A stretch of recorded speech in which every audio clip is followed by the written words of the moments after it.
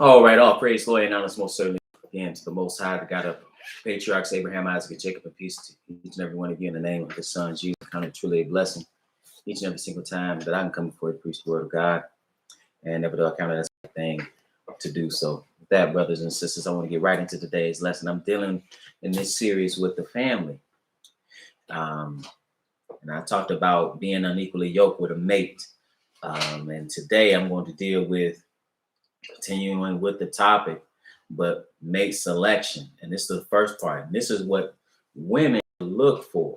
Not necessarily like you go out looking, but if somebody's talking about they want to marry you, you know, quite frankly, women are selling themselves very cheap. Okay. They're selling themselves very cheap, and they're basing their own value. And they look many years later, and then they're, because they've either wasted time or dealt with men, quite frankly, that they should not have. Now you're in a situation to which that you're in a state, sometimes in a state of desperation. Then you say, I don't want to settle. Well, if you're honest with yourself and look at your situation, what have you done to debase your value? Okay, so there are certain things that you want to do. Okay. Let's go to the book of Genesis. Okay, so when you're looking for a man, I'm gonna show you now. I'm gonna show you this. This is Genesis, the 29th chapter. And again, it's not that you should go looking for a man. A man should find you, and you should already be a wife. We're gonna deal with sisters, Lord willing, tomorrow. But nevertheless, Genesis 29 and verse 15. All right, so now listen to this. It says, and Laban said unto Jacob, because thou art my brother, shouldest thou therefore serve me for naught? Tell me, what shall thy wages be? And Laban had two daughters. The name of the elder was Leah, and the name of the younger was Rachel. Leah, now this is the patriarch Jacob, and it says Leah was tender-eyed, but that means weak-eyed, but Rachel was beautiful and well-favored. And Jacob loved Rachel and said, I will serve thee 7 years for Rachel, thy younger daughter. Okay, so now this was a type of dowry he paid through service. Okay. Now, what is the dowry? Because I've had sisters in the truth look at the dowry and you literally say, because they have been indoctrinated with the Western mindset, literally talk about the misogyny of the Bible. First of all, stop using words you don't really understand, and and especially stop talking about a culture you don't understand. Stop disparaging the Bible, which clearly you don't understand. The dowry it's for one. You see dowry all throughout the book. Even the Lord gave Israel a dowry. The Lord, matter of fact, when the Lord, just to show you this, when the Lord brought Israel out of bondage, they came out with great substance. Don't you understand that was a dowry?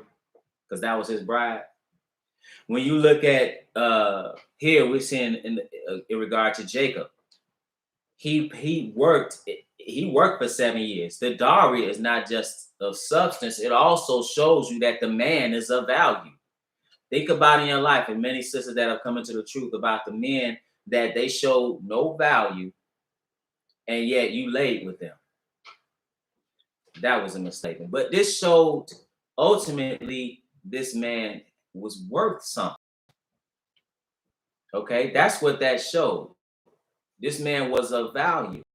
And also the dowry, some people look at not understanding the dowry. Sometimes the dowry was protection, just in case if it was kept, just in case that something happened with that situation. Sometimes a lot of times the dowry ended up with the woman.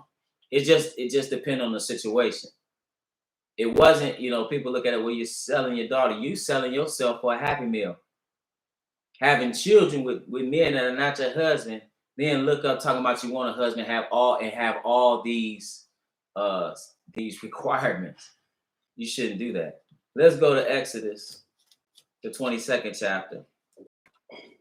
Exodus, the 22nd chapter. I'm going to pick it up at verse 17. Exodus 22 and verse 17. So here it says in verse 16, just reading the context, it says, and if a man entice a maid that is not betrothed and lie with her, he shall surely endow her to be his wife. You understand, first of all, just a side note, what you should be valuing, one thing you should value is your virginity. And stop laying down and giving children to men that are not your husband. I'm gonna say that again. Stop laying down and giving men children that are not your husband. Okay, for money or for whatever reason. If a man truly value you, he'll marry you. Now, another thing, it says, so this is consensual, and a woman who is not betrothed, meaning what we would call today engaged, and she is not married, and he lied with her, he had to take the steps for her to be his wife. It says, if her father utterly refused to give her unto him because you are under your father's covering. See, doing everything backwards today. It said, he shall pay money according to the dowry of virgins. Why? Because he jumped the gun. But understand, you should be a virgin. And see this right here again, showing you a man it's not like you think about it. Women, first of all, men land with women they don't even have right to be with. You seeing that? You got kids doing that. How you under your parents' roof land with a woman and that ain't your wife? You haven't gone to a father, haven't done anything. You lay with her, defile her, and it's on to the next. And she gave up which was most precious, which was her virginity. Sister, you're selling yourself cheap. You're selling yourselves cheap. Let's go to 1 Timothy. I'm not going to keep you long. We have Bible study this evening, so this is going to be a short one. So you know, we have a Zoom Bible study. It is on Zoom. The personal meeting ID number is 845-7108-8849. And that is at 7. So that's in a few minutes. So this won't be as long. This is 1 Timothy, the 5th chapter. Because we want to see something else about a man. This is, and I read this before, and we need to consider it again. It says in verse 8, but if any provide not for his own, and especially for those of his own house, he hath denied the faith and is worse than an infidel. Understand that the man should be able to provide. Does that mean he's gonna give you a 10 bedroom mansion? No, but he should be able to provide. He should be able to provide for you. He could be a plumber, he could be a mailman, he could be, whatever he does to make his money. That depends on the man. But the thing is, he has something. Because if you think about what a man and a woman are doing, and a father, a man shall leave his father and his mother and shall cleave unto his wife. If y'all leave, where are y'all going? Where are y'all going? Even the birds nest, they have something. So you should have a man should have something. And I know it's hard today because, quite frankly, men are being moved out of situations, but a man should provide. And I know, just a side note, contextually, this is talking about widows, but we can infer that if you're going to take care of a widow, you should be able to take care of your woman. Just like the Lord did. You see what he did again. He provided a dowry, and he was the protector and provider for his bride. So a man should do that. Sister, stop selling yourself short. Now, what else should a man provide? Okay, besides provisions and protection, let's go back to Genesis. And we're going to pick it up in the 18th chapter. Genesis, the 18th chapter. Genesis, the 18th chapter, and verse 17. And listen to the question that the Lord asks concerning Abraham, father of many nations. He said, and in verse 17, and the Lord said, shall I hide from Abraham that thing which I do? Saying that Abraham shall surely become a great and mighty nation, and all the nations of the earth shall be blessed in him. So he said, should I hide the blessing, the thing that I'm going to do in regard to this blessing for him? And he's not getting it just because. Why is he getting it? He said, for I know him, that he will command his children and his household after him. And they shall keep the way of the Lord to do justice and judgment, that the Lord may bring upon Abraham that which he hath spoken of him. So one thing, he was a righteous man. He is the head of a household. What you want is a righteous man at the head of your household. See, if he is a righteous man, a godly man, what he's going to make sure to the best of his ability that things are taken care of. And he's going to lead the household in the right way. You have a spiritually errant man, he's going to lead you down the wrong path or drag you down the wrong path. He'll be like Nabal. You don't want to be in that situation. So what are you looking for? You're looking for a man that basically, even before he comes to you, he's coming to you through the Father. He's coming to you and showing his worth through dowry. He's coming and he's showing that even the Bible talks about in the writings of Paul, hey, he should be able to provide. He's not living off of you. And also, he's a righteous man. Because especially if he's righteous, these other things are going to fall into place. He's going to care for you. He's going to provide for you. Again, we look to Christ as the example. That's what you should be looking for, sister. Last place, Joshua the 24th chapter. Let's see what Joshua said. You want a leader of your household. Joshua the 24th chapter, spiritually, the Joshua 24 and verse 14. Joshua 24 and verse 14.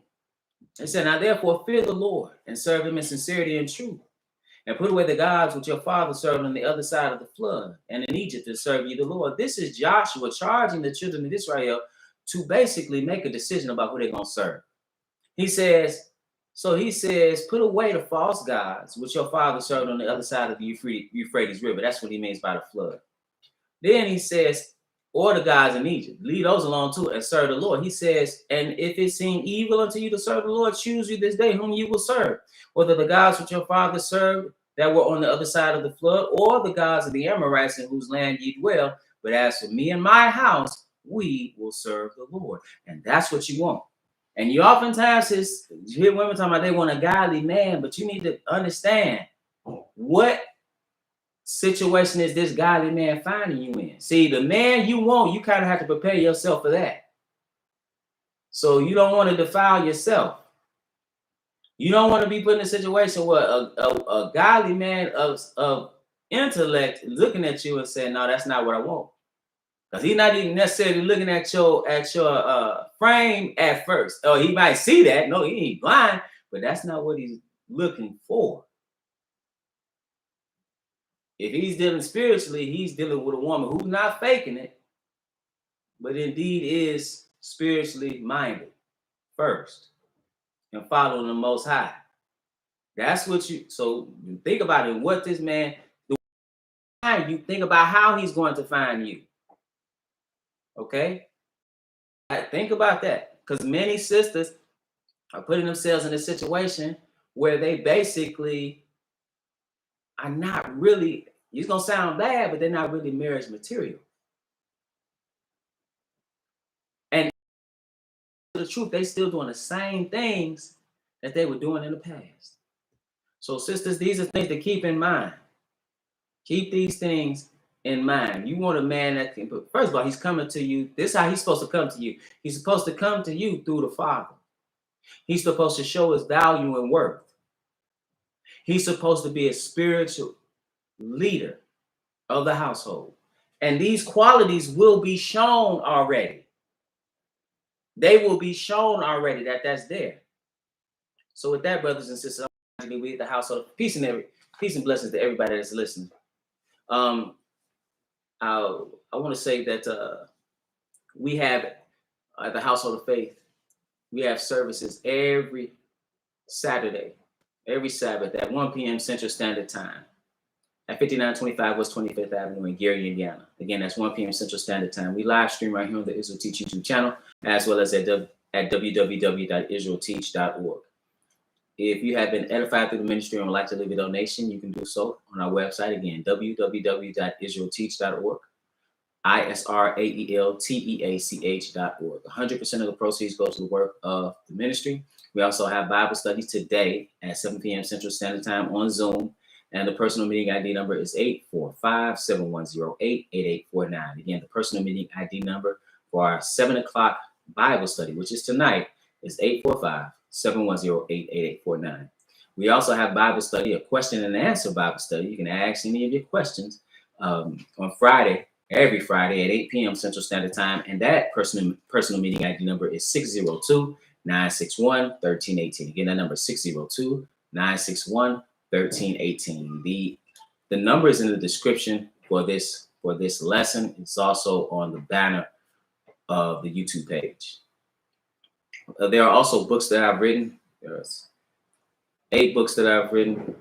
Into Egypt Begin with Ships, The Pagan Origins, Christian Holidays, Hair Like Wool, Feet Like Burned Brass, Killing Black Innocence, But Then Shall Be Great Tribulation, In Defense of Biblical Polygyny, The Feast Days, The Shadow of Things to Come, and the latest book, Sex, Marriage, and the Bible. That one will be available very shortly.